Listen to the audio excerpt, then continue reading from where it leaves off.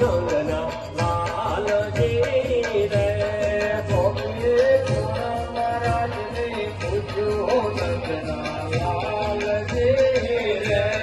તો અમે માખણિયા ચોરી કેમ ખાધા હો નંદના લાલજી રે તમે માખણિયા ચોર કેમ ખાધા હો નંદના લાલજી રે